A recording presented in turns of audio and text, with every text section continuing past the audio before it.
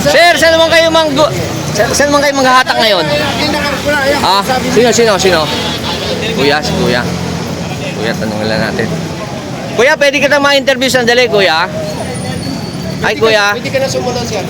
Sir, pwede ba ma-interview kayo sandali? Okay lang? Ayaw. Sir, pwede kayo ma-interview sandali? Okay lang? Ayaw.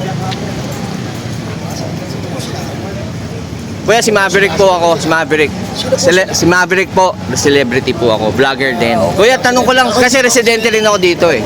Ano po ba nagkaroon ng medyo chaos dito right now? Ano po Wala ba? pong chaos, sir. Walang chaos. Clearing operation lang po to. Complaint ng residente dito sa 8888 sa Office of Malacanang. Office of the President. Inaksyonan po ng MMDA. Nakipag-coordinate sa City Government of Pasig. That's it.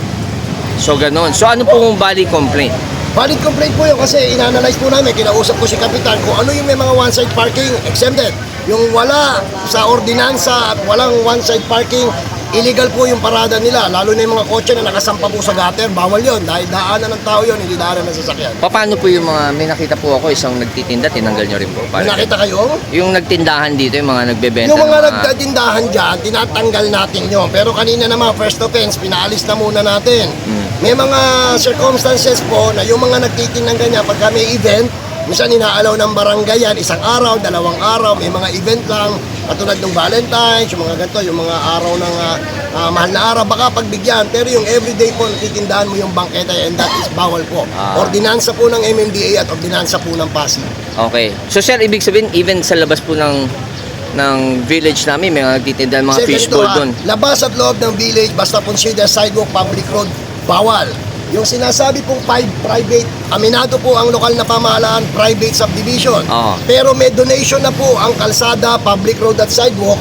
Dinodonate po yan ng isang pribadong HOA para po pumasok ang lokal na pamahalaan ng isang syudad na iayos namin yung public roads, kalsada, sidewalk, pati po yung waterways. Yun po yun. Meron tayong ruling na gano'n. Magna Carta po ng HOA yun. Alam po ng mga presidente yun. So ang inaayos namin, sidewalk, public roads, and waterways po. So, ano po mangyayari ngayon doon sa mga nahatak na sasakyan, for example? Tutubusin po nila sa MMDA. Papatawan po sila ng penalty. Tutubusin po nila yun doon. So, ganun lang, matutubos naman po. Oo, matutubos Basically naman. po, ballpark figure, magkano po usually pag I'm sorry, siguro hindi po ako yung authority kasi ako po ay LGU Pasig. So taga-Pasig po kayo? Yes po, ako po ang hepe ng Action Line Division po sa Peace and Kasi Order kanina Department. tinawagan ko po si Secretary Asek Gab. Papunta din do po siya rito, so at least ma-interview ko po siya. But this is a joint operation, ha? Joint I heard. operation po to. Ang MMDA po sa kanila nag-lodge yung complaints, pero syempre po kakatok ng konti, bubusina sa lokal na pamahalaan para maipakita yung aming suporta dahil yung mga ganito pong special areas katulad dito subdivision, private. Okay. So kinakailangan malaman nila which is which, alin yung private, alin yung mayroong one-side parking, ano yung bawal, ano yung pwede. Paano po sa gabi? Pwede po. Actually, yung sa gabi, siguro si Kapitan na kasi mapaging gabi yan o umaga, basta pinayagan po yan, inallowed, meron tayong ordinansa ng barangay council. Barangay can regulate it. Diba, Just in yung case. barangay council po nila, kung may one-side parking, ipapaano pa po yan sa city. Sa aming city council, para po maging ganap na talagang batas yung one-side parking po ng isang barangay o yung isang private na sinasabi ninyong subdivision po. Okay. Papayagan naman yan. Sige, pwede ko po makakuha ang pangalan niyo, Sir Bong? Norman Luis De Leon po. Ako po yung hepe ng Action Line Division po ng Peace and Maraming Order. salamat po, Maverick No only problem, po. sir. Very Thank you, welcome sir. po kayo. Thank you very Salamat much po.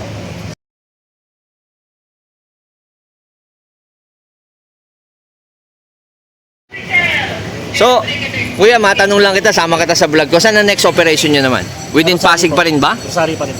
So, lipat na tayo ng lugar. O, buti naman. Buti naman, lipat na kayo. O, sige. Thank you, kuya. Lipat na kayo.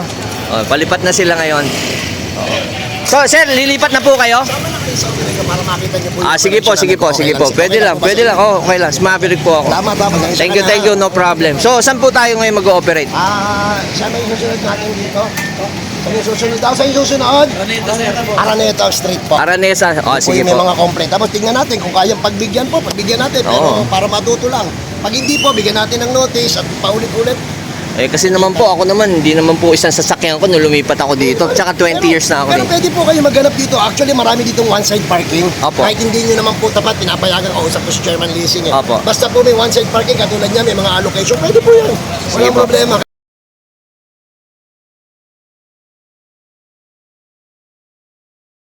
Mga luxury car sa... Kami po yun. Sa Batang Quiapo, kami po yung tumitira ng mga luxury car dun. Oh.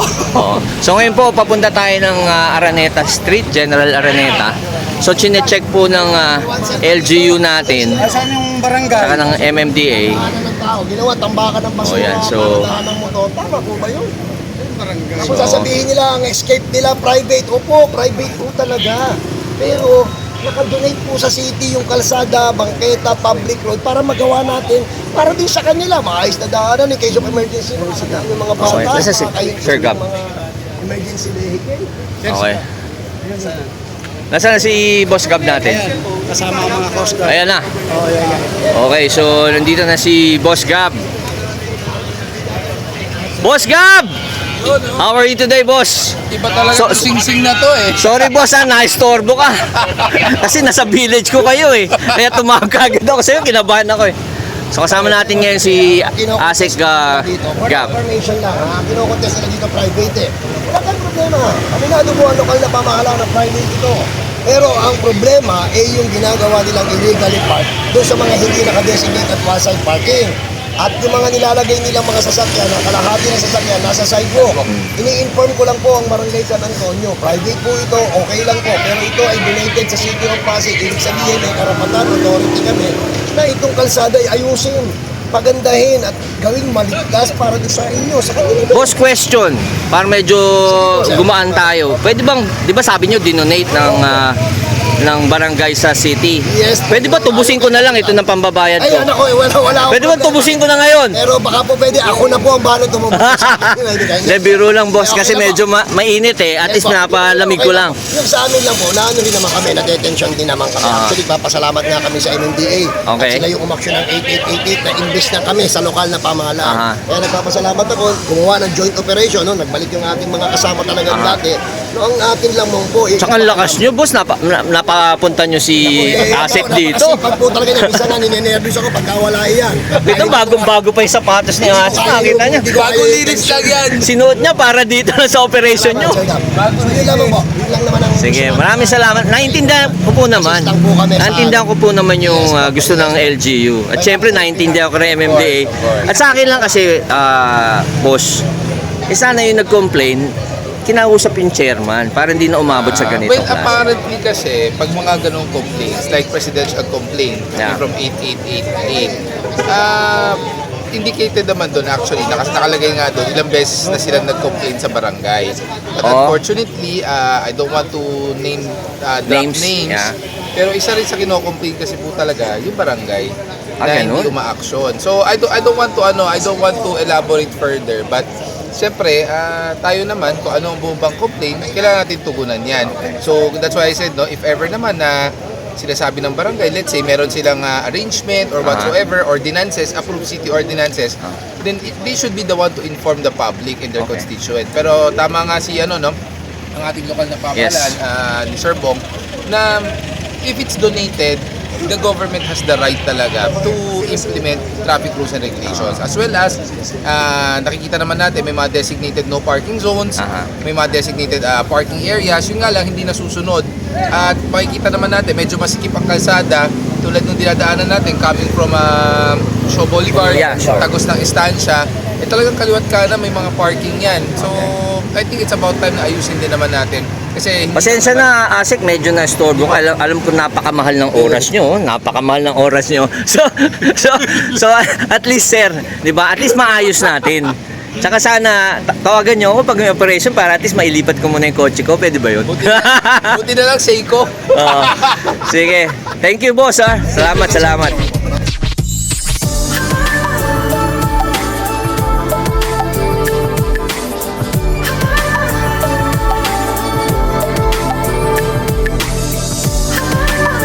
Okay, so nandito ako ngayon sa office ni Chairman Raymond Lissing at nakita nyo, ito yung mga pictures niya, picture wall na kung saan makikita nyo yung mga programang ginagawa niya ever since naging chairman siya. At in fairness, ang ganda ng office ni Chairman dito.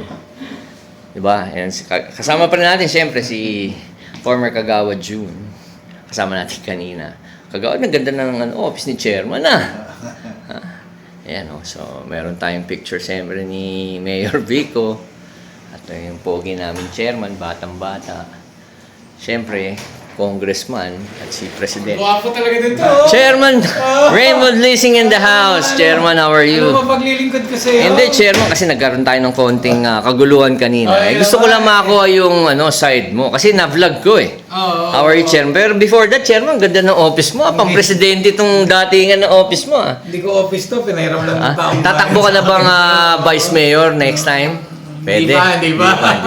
Okay, so kasama natin yan, siyempre, Chairman Raymond Leasing ng Barangay San Antonio, pinaka magandang barangay ng Pasig tayo, di ba? Dala tayo sa ganda. Sa ganda. So Chairman, nagkaroon kasi ng konting operation, joint Yeah. operation ng MMDA at ng local government about yung mga illegal parking daw dito sa village natin. At sa akin naman, syempre, I thought ang village natin is medyo private, right? Hindi, actually, ano na siya, government roads. Yun ang medyo hindi ko alam. Kaya nga lang dito ako ngayon para to get your side of the story. So, what happened ba, Chairman?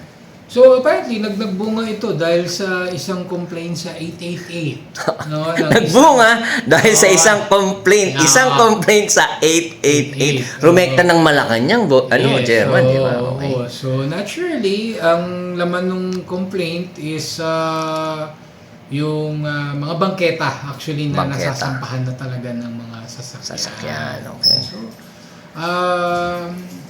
syempre, ang mahirap lang naman kasi diyan is yung iba nakasanayan na rin kasi nilang Aha. park, no?